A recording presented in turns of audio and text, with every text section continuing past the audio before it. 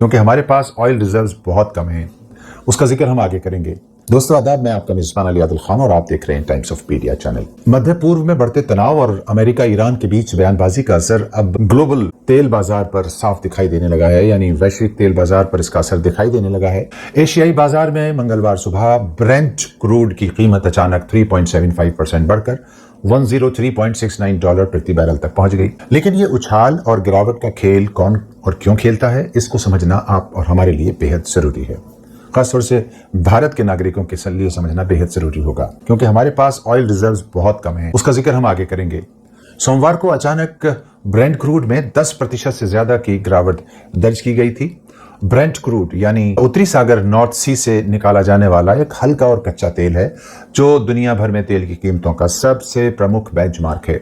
यह डीजल और पेट्रोल बनाने के लिए एक नंबर का कच्चा माल होता है, जिसका इस्तेमाल यूरोप, अफ्रीका और मध्य पूर्व से आने वाले तेल के 2/3 हिस्से की कीमत निर्धारित करने के लिए किया जाता है। तेल की कीमतें इसी कच्चे तेल के माध्यम से तय होती हैं। इस गिरावट की मुख्य वजह अमेरिकी राष्ट्रपति डोनाल्ड ट्रंप का बयान था, जिसमें उन्होंने संकेत दिया था कि ईरान पर नए हमले फिलहाल टाले जा रहे हैं और इसके बाद जल्द ही शांति समझौते की संभावना बन सकती है। इन बयानों से बाजार में तनाव कम होने की उम्मीद जगी, जिससे कीमतों में तेजी से गिरावट आ गई। हालांकि ये राहत 24 घंटे भी नहीं टिक सकी, क्योंकि ईरान ने ट्रंप के शांति समझौते के दावों को खारिज कर दिया और इसको सरासर झूठ का पुलिंदा बताया, जिसके फौरन बाद बाजार में फिर अनिश्चितता बढ़ गई, यानी इनस्टेबिलिटी आ गई। इसके बाद निवेशकों ने दोबारा जोखिम को ध्यान में रखते हुए खरीदारी शुरू कर दी, यानी बाजार में मांग बढ़ गई और तेल की कीमतें फिर ऊपर चढ़ने लगी।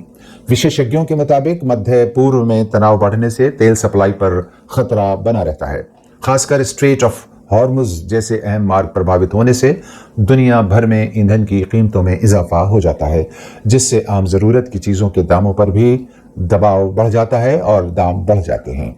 आप कह सकते हैं कि शेयर बाजार की तरह तेल बाजार फिलहाल पूरी तरह खबरों और बयानों पर निर्भर हो गया है, यानी ब्रोकर्स की चाल इसमें भी काम करती है। एक बयान कीमतें गिरा देता है तो दूसरा बयान कीमतों में उछाल पैदा कर देता है। ये स्थिति बताती है कि बाजार में अनिश्चितता चरम पर है और निवेशक हर नए घटनाक्रम पर तुरंत प्रतिक्रिया दे रहे हैं।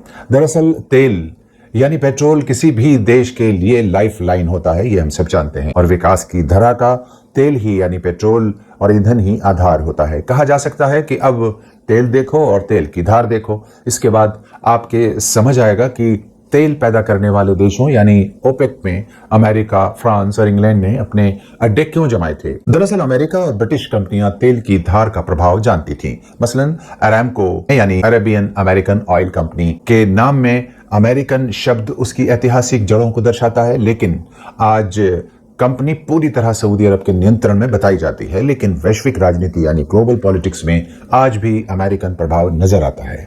तेल के ऊपर कंट्रोल उनका नजर आता है, क्योंकि उसकी रक्षा के नाम पर, तेलों के भंडारण की रक्षा के नाम पर आज भी अमेरिकी अड्डे तमाम अरब देशों में बने हुए हैं, यानी दरोगा वही बनकर बैठा हुआ है। मगर तेल पर सीधे अमेरिका के कब्जे का दावा तथ्यों से मेल नहीं खाता।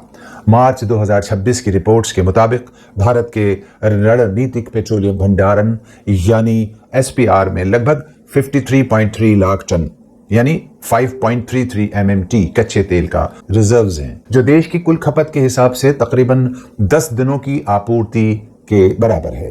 यानी सिर्फ 10 दिन तक ही ये पेट्रोल चल सकता है, जबकि 74 दिनों का बैकअप यानी कच्चा तेल की शक्ल में हमारे पास मौजूद है। वहीं अमेरिका में 35 से 45 अरब बैरल प्रोविन ऑयल रिजर्व्स माने जाते हैं। अमेरिका रोज लगभग 18 से 20 मिलियन बैरल तेल इस्तेमाल करता है।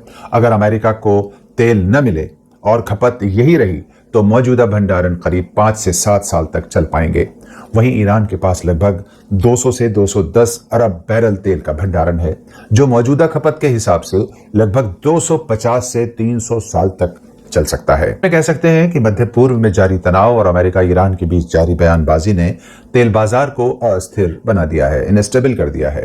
तेल की बीमारियों में उतार चढ़ाव ये संकेत दे रहा है कि आने वाले दिनों में वैश्विक अर्थव्यवस्था पर इसका असर और गहरा सकता है। लेकिन इसका मतलब ये हरगिज नहीं है दोस्तों कि अमीर लोग तेल के साथ कमोडिटीज का स्टॉक करना शुरू कर दें, जिसका भारी प्रभाव औसत दर्जे के उपभोक्ता पर पड़ेगा। लोगों में पैनिक फैलेगा और अफरा तफरी बढ़ जाएगी।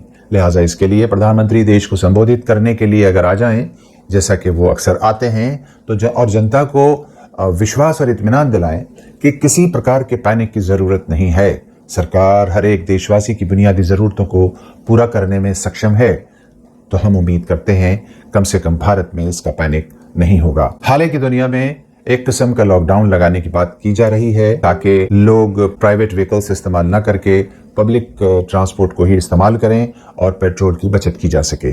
हो सकता है कि भारत में भी एक तरह का लॉकडाउन लगा दिया जाए, क्योंकि इसकी शुरुआत कुछ यूरोपियन देशों से हो चुकी है और वहाँ पेट्रोल के जो स्टोरेजेस हैं वो कम होते चले जा रहे हैं। बहरहाल बात यहाँ फिर वही कही जाएगी कि जंग मसलों का हल नहीं देता, जंग तो खुद एक मसला है।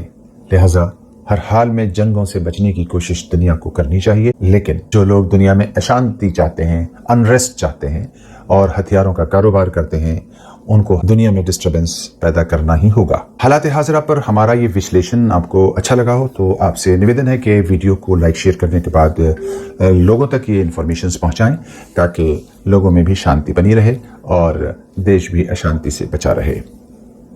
आपका मेज़बान अली आदिल खान इजाज़त चाहता है। मेरा भारत जिंदाबाद।